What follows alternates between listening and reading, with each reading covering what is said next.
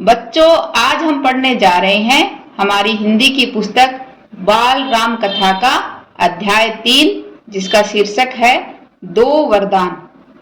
नमस्कार सभी को, हिंदी कला केंद्र में आपका स्वागत है। अगर आप इस चैनल पर नए हैं तो पहले इसको सब्सक्राइब करें व बेल आइकन को दबाना ना भूलें ताकि नए वीडियो का नोटिफिकेशन सबसे पहले आपको मिले।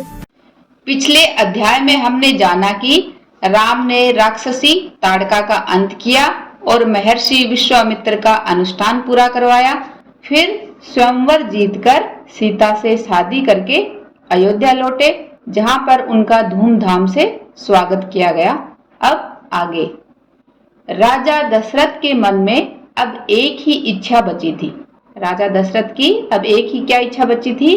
राम का राज्याभिषेक, कि राम का राज्याभिषेक करना चाहते थे, उन्हें युवराज का पद देना। अयोध्या लौटने के बाद से ही उन्होंने राम को कामकाज में शामिल करना शुरू कर दिया था, क्योंकि वो राम का राज्याभिषेक करना चाहते थे। राम यह जिम्मेदारी अच्छी तरह निभा रहे थे। उनकी विनम्रता का अर्थ होता है विनीत और सुशील होने का भाव, विद्वता, पांडित्य या विद्या, और पराक्रम यानी उनके शौर्य का लोहा का अर्थ है यहाँ पर लोहा मानना, उनका प्रभाव स्वीकार करना, तो सभी मानते थे।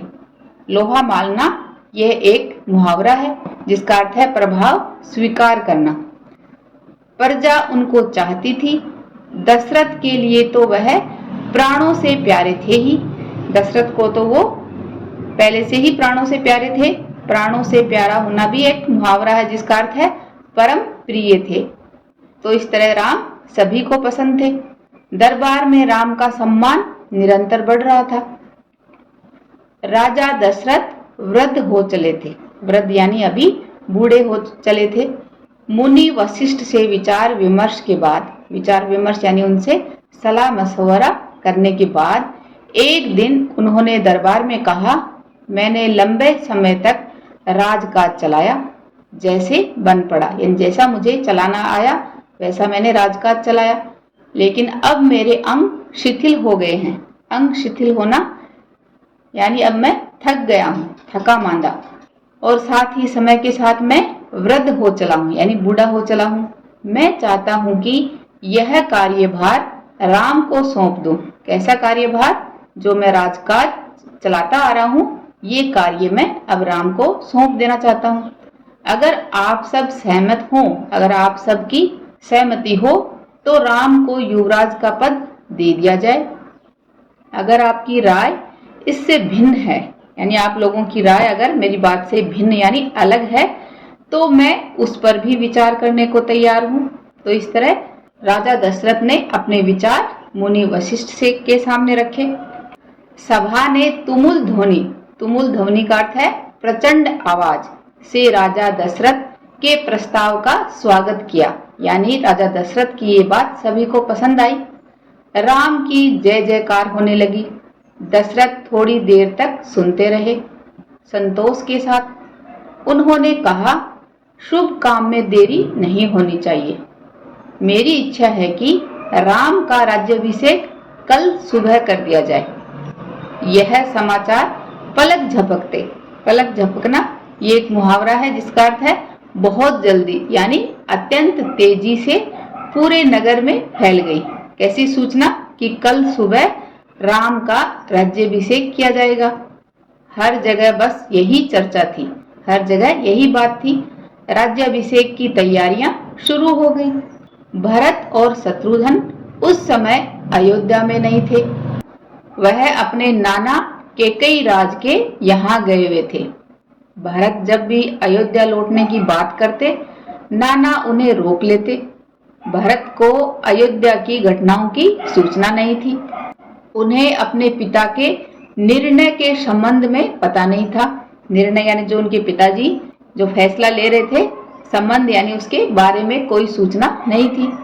यह जानकारी भी नहीं थी कि अगले दिन राम का राज्याभिषेक होने वाला है। कैकेयी से एक दिन में भरत और शत्रुघ्न का आना संभव नहीं था। राजा दशरथ ने इस संबंध में राम से चर्चा की। कहा कि भरत यहाँ नहीं है, पर मैं चाहता हूँ कि राज्याभिषेक का कार्यक्रम न रोका जाए। उन्होंने राम से कहा, जनता ने तुम्हें अपना राजा चुना है, तुम राजधर्म का पालन करना और कुल की मर्यादा की रक्षा अब तुम्हारे हाथ में है। कुल यानी जो हमारा वंश है, खानदान है, इसकी जो मर्यादा यानी हमारा जो मान प्रतिष्ठा है, उसकी रक्षा करना अब तुम्हारे हाथ में है। इस तरह राजा दशरथ ने राम को समझाया।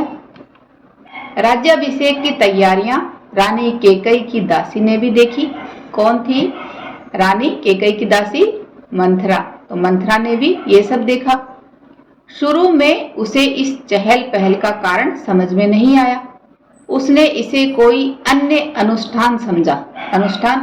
अनुष्ठान यानी कोई धार्मिक कृत्य। तो उसे लगा कि कोई धार्मिक कार्य हो रहा है, इसलिए इतनी रौनक, ऐसी सजावट है।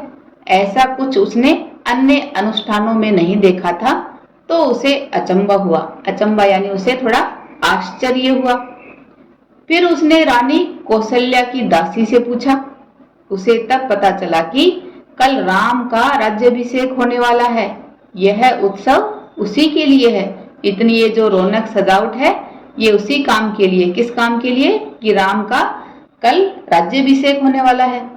मंथरा जल भुन गई। जल भुन जाना ये एक बच्चों मुहावरा है, जिसका अर्थ है क्रोध या ईर्ष्या से अत्यंत दुखी होना। तो मंथरा बहुत ज्यादा ईर्ष्या से दुखी हो गई। राम का राज्याभिषेक उसे षड्यंत्र लगा। षड्यंत्र यानी उसे एक साजिश लगी। कैकेयी के विरुद्ध, विरुद्ध का अर्थ है बाधित, यानी कैकेयी के विरोध में उसे एक ये षड्यंत्र लगा। वह कैकेयी की दासी थी। तो मंथरा कौन थी? कैकेयी की दासी। बचपन से ही कैकेयी के साथ ही थी। कैकेयी का हित उसके लिए सर्वोपरि था। सर्वोपरि का अर्थ है सबसे ऊपर या बढ़कर। तो कैकेयी का हित, उसकी भलाई उसके लिए सबसे ऊपर थी, सर्वोपरि था। मंथरा उसे अपना हित मानती थी। वह कैकेयी की मुंह लगी थी। रानी कैकेयी भी उसे बहुत मानती थी, यानी दोनों की अच्छी दोस्ती थी। कैकेयी को भी लगता था कि जो मंथरा कहती है वह उसकी भलाई के लिए ही है। क्रोध से आग बबूला मंथरा रनिवास की ओर भागी। सीधे कैकेयी के कक्ष में, कैकेयी के कमरे में गई। वह हाँफ रही थी। क्रोध से चेहरा लाल था। भागने के कारण सांस उखड़ रही थी, यानी उसे जल्दी जल्दी सांस आ रही थी। उसने रानी कैकेयी को सोते हुए देखा। किसी तरह स्वयं को संभालते हुए मंथरा ने कहा, अरे मेरी मूर्ख रानी, उठ, तेरे ऊपर भयानक विपदा आने वाली है। विपदा का अर्थ है विपत्ति। की रानी उठ, तेरे ऊपर भयानक विपदा आने वाली है, कोई कष्ट आने वाला है। यह समय सोने का नहीं है, होश में आओ। विपत्ति का पहाड़ टूटे। विपत्ति का पहाड़ टूटना ये एक मुहावरा, जिसका अर्थ है अचानक नई मुसीबत में फंस जाना। तो उसने कहा कि जल्दी से होश में आओ, इससे पहले कि तुम एक नई मुसीबत में फंस जाओ। रानी कैकेयी नींद से चौंक कर उठी। उन्हें मंथरा की बात समझ में नहीं आई। बात क्या है? तुम इतना घबराई क्यों हो? सब कुशल तो है? उन्होंने पूछा। कैसा कुशल, कैसा मंगल? सब अमंगल होने वाला है। तुम्हारे सुखों का अंत, यानी तुम्हारे सुखों का अंत होने वाला है और तुम्हारे ऊपर एक मुसीबत आने वाली है, क्योंकि महाराज दशरथ ने कल राम का राज्याभिषेक करने का निर्णय लिया है। अब राम युवराज होंगे। यह तो बहुत शुभ समाचार है। कैकेयी ने प्रसन्नता से अपने गले का हार उतारकर मंथरा को दे दिया। ये समाचार सुनकर कैकेयी बहुत ज्यादा खुश हुई थी। मैं बहुत प्रसन्न हूँ। प्रसन्न यानी मैं बहुत खुश हूँ। राम युवराज पद के लिए हर तरह से योग्य है। रानी, तुम्हारी बुद्धि फिर गई है, मति मारी गई है। मति मारी जाना बच्चों ये एक मुहावरा है, जिसका अर्थ है बुद्धि खराब होना। कि रानी, तुम्हारी तो बुद्धि खराब हो गई है, तुम्हें कुछ समझ ही नहीं आ रहा। सवाल राम की योग्यता का नहीं है, राजा दशरथ के षड्यंत्र का है। जो राजा दशरथ ने चाल चली है उसका है। तुम्हारे अधिकार छीनने का है। मंथरा ने हार दूर फेंकते हुए कहा, यह षड्यंत्र नहीं तो और क्या है? कल सुबह राज्याभिषेक है। भरत को जानबूझकर ननिहाल यानी नानी के घर भेज दिया, समारोह के लिए बुलाया तक नहीं। केकई का स्वर उग्र हो गया, उग्र यानी बहुत तेज भयानक हो गया। उन्होंने मंथरा को डांटते हुए कहा, राम के प्रति मेरा अगाध प्रेम है। अगाध यानी मेरे अंदर राम के लिए अपार स्नेह है। वह मुझे माँ के समान मानते हैं। तुझे इसमें षड्यंत्र दिखाई देता है? इसमें षड्यंत्र नहीं है। राम के बाद भरत ही राजा बनेंगे। राज सर्वदा ज्येष्ठ पुत्र को ही मिलता है। सर्वदा यानी हमेशा ज्येष्ठ पुत्र यानी सबसे बड़े बेटे को ही मिलता है, और राम ही सबसे ज्येष्ठ पुत्र था। मंथरा पर इस फटकार का कोई प्रभाव नहीं हुआ। उसके लिए यह दशरथ का षड्यंत्र था। वह रानी केकई के पलंग पर बैठ गई, उनके बहुत निकट। केकई के चेहरे की ओर देखते हुए उसने कहा, तुम बहुत भोली हो, नादान हो। तुम्हें आसन संकट नहीं दिखता कि तुम्हें आने वाला संकट दिखाई नहीं दे रहा है। दुख की जगह प्रसन्नता होती है। इस बुद्धि पर किसी को भी तरस आएगा। समझो रानी, राम राजा बने तो तुम कौशल्या की दासी बन जाओगी। भरत राम के दास हो जाएंगे, वह राजा नहीं बनेंगे। राम के बाद अगला राजा राम का पुत्र होगा। अनर्थ को अर्थ समझने की मूर्खता मत करो रानी। राम को राज मिला तो वे भरत को देश निकाला दे देंगे, वे भरत को दंड देंगे। इस तिरस्कार यानी इस अपमान या अनादर से भरत की रक्षा करो रानी। कोई ऐसा उपाय करो कि राजगद्दी भरत को मिले और राम को जंगल भेज दिया जाए। इस तरह मंथरा ने रानी केकई को समझाया। केकई पर मंथरा की बातों का असर अब होने लगा। उनका सिर चकरा गया। सिर चकरा जाना जिसका अर्थ है बेहोश हो जाना या कुछ समझ में नहीं आना। जब उनको कुछ बात समझ में नहीं आई तो वो बेहोश हो गई, उनका सिर घूमने लगा। वह पलंग से उठी तो पांव सीधे नहीं पड़े, आंखों में आंसू थे, मन भारी हो गया। प्रसन्नता की जगह अव्यक्त क्रोध ने ले ली। अव्यक्त क्रोध जिसका अर्थ है अदृश्य या अप्रकट, जिसको प्रकट नहीं किया जा सके, ऐसा गुस्सा उनके चेहरे पर आ गया, क्योंकि अब उनको मंथरा की बात समझ में आने लगी। मंथरा के तर्कों में उन्हें सच्चाई दिखने लगी। तब वह बोली, तुम ही बताओ मैं क्या करूं? केकई ने आंसू पोंछते हुए मंथरा से कहा। मंथरा पलंग से उठी, केकई के पास जाकर खड़ी हो गई। उसने कहा, याद करो रानी, महाराज दशरथ ने तुम्हें 2 वरदान दिए थे। दशरथ से अपना वचन पूरा करने को कहो। एक से भरत के लिए राजगद्दी मांग लो, राजगद्दी यानी राज सिंहासन, उसे राजा बना लो। दूसरे से राम को 14 वर्ष का वनवास यानी 14 वर्ष के लिए वन में भेज दो। तो एक बार युद्ध के समय रानी केकई ने महाराज दशरथ की जान बचाई थी, तो उसी समय महाराज दशरथ ने रानी केकई को 2 वरदान दिए थे कि तुम मेरे से ये 2 वचन जब भी मांगोगी उन्हें पूरा करूंगा। तो वो वचन आज मंथरा ने केकई को याद दिलाई। केकई का चेहरा तमतमाया हुआ था। गुस्से में तो वो पहले ही थी। तमतमाया का अर्थ है क्रोध या आवेश में चेहरा लाल होना। उन्हें मंथरा की बात ठीक लगी। उनके मन में एक प्रश्न अब भी था। क्या प्रश्न था? यह बात दशरथ से कहें कैसे? यह बात दशरथ से कैसे कहें? उन्हें रनिवास बुलवाएं या प्रतीक्षा करें? रनिवास रानियों के रहने की जगह थी कि वहां पर उनको बुलाया जाए या उनकी प्रतीक्षा यानी उनका इंतजार किया जाए। मंथरा ने केकई के मन की बात भांप ली, यानी उनके मन में ये जो विचार थे उनको भांप लिया, वो समझ गई। तब उसने कहा, तुम मेले कपड़े पहनकर कोप भवन चली जाओ। कोप भवन क्रोधित नायिका के बैठने का कमरा, जहां पर रानियां जब नाराज हो जाती तो इस कमरे में जाकर बैठ जाती। तो रानी को कहा कि तुम मेले कपड़े पहनकर कोप भवन में चली जाओ। महाराज दशरथ आए तो उनकी ओर मत देखो, बात मत करो। तुम उनकी प्रिय रानी हो, तुम्हारा दुख देख नहीं पाएंगे। बस उसी समय तुम उन्हें पिछली बार याद दिलाना और दोनों वचन मांग लेना। मैं ऐसा ही करूंगी। महाराज का षड्यंत्र सफल नहीं होने दूंगी। मंथरा का लक्ष्य पूरा हो गया, क्योंकि मंथरा जो चाहती थी वह बात पूरी हो गई। चलते चलते उसने रानी कैकेयी से कहा, राम के लिए 14 वर्ष से कम वनवास मत मांगना। राम के लिए 14 वर्ष से कम का वनवास मत मांगना। भरत इतने समय में राजकाज संभाल लेंगे। जब तक राम लौटेंगे लोग उन्हें भूल चुके होंगे। अब जल्दी करो रानी, समय बहुत कम है। रानी कैकेयी कोप भवन चली गई। मंथरा रनिवास से निकल गई। दिन भर की गहमा गहमी के बाद महाराज दशरथ को रानियों की याद आई। तुरंत रनिवास की ओर चल पड़े, उन्हें शुभ समाचार देने। कैसा शुभ समाचार? कि कल सुबह राम का राज्याभिषेक होने वाला है। सबसे पहले वह कैकेयी के कक्ष की ओर मुड़े, लेकिन कैकेयी वहां नहीं थी।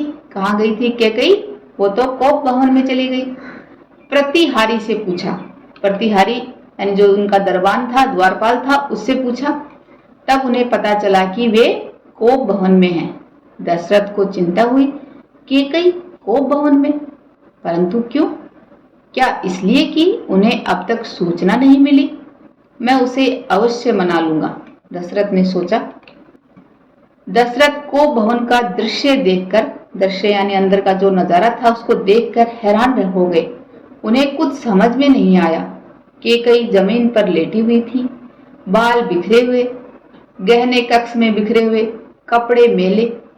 तुम्हें क्या दुख है? क्या हुआ है तुम्हें? मुझे बताओ। अस्वस्थ हो यानी तुम्हारी तबीयत ठीक नहीं है? राजवैद्य को बुलाऊं? दशरथ ने कई सवाल पूछे, लेकिन उधर से कोई उत्तर नहीं मिला। बस कैकेयी रोती रही। तुम मेरी सबसे प्रिय रानी हो, मैं तुम्हें प्रसन्न देखना चाहता हूँ। तुम्हारी खुशी के लिए मैं कुछ भी कर सकता हूँ, कुछ भी, धरती आसमान एक कर सकता हूँ। दशरथ ने कैकेयी को मनाने का बहुत प्रयास किया, उत्तर उन्हें फिर भी नहीं मिला। दशरथ भी भूमि पर बैठ गए, विनती करते रहे। हाँ, मैं बीमार हूँ, कैकेयी ने कहा। मैं अपनी बीमारी के संबंध में आपको बताऊंगी, लेकिन पहले आप एक वचन दें। मैं जो मांगू उसे पूरा करेंगे? राजा ने तत्काल हामी भर ली, यानी तुरंत हाँ भर ली। कहा, मैं राम की सौगंध खाकर कहता हूँ, तुम्हारी हर इच्छा पूरी करूंगा। महाराज दशरथ ने राम की सौगंध ली तो कैकेयी उठकर बैठ गई, क्योंकि अब उन्हें भरोसा हो गया कि उसकी बात मानी जाएगी। आप मुझे वे दोनों वरदान दीजिए जिसका संकल्प यानी जिसका जो दृढ़ निश्चय आपने वर्षों पहले रणभूमि में लिया था। रणभूमि यानी लड़ाई के मैदान में आपने जो मुझे वचन दिया था, वो वरदान दीजिए। महाराज दशरथ ने हामी भर ली, उन्होंने हाँ भर ली। कल सुबह राज्याभिषेक भरत का हो, राम का नहीं, कैकेयी ने कहा।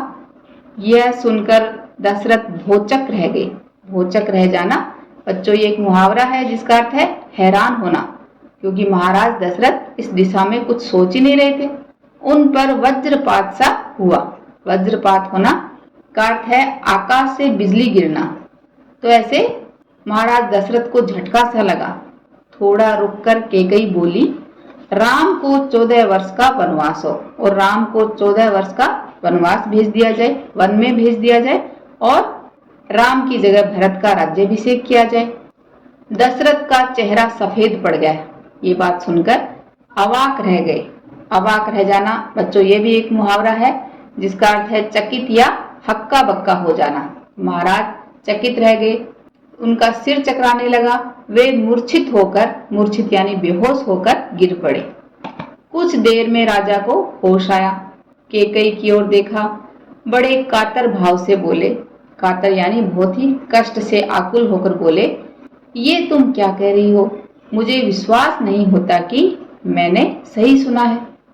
लेकिन कैकेयी अड़ी रही, अपनी जिद पर अड़ी रही।